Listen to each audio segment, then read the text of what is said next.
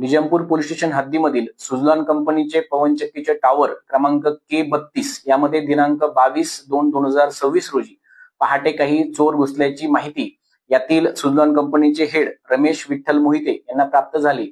त्यांच्या टीमसह सदर ठिकाणी गेले असता त्यातील आरोपींनी त्यांच्यावरती हल्ला केला. त्यातील रॉडने त्यांना मारल्यामुळे ते जखमी झाले. उरलेल्या टीमने त्या ठिकाणी आरोपींचा पाठलाग केला.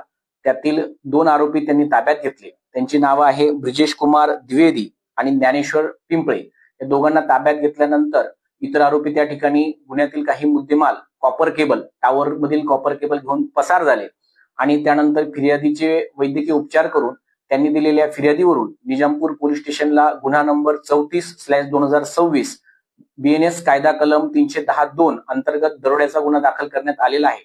यामध्ये जे 2 आरोपी आहेत त्यांना रात्री अटक करण्यात आलेली आहे. त्यांच्याकडून गुन्ह्यातील काही कॉपर केबल व गॅस कटर हस्तगत केलेले आहे. इतर आरोपींचा शोध सुरू आहे.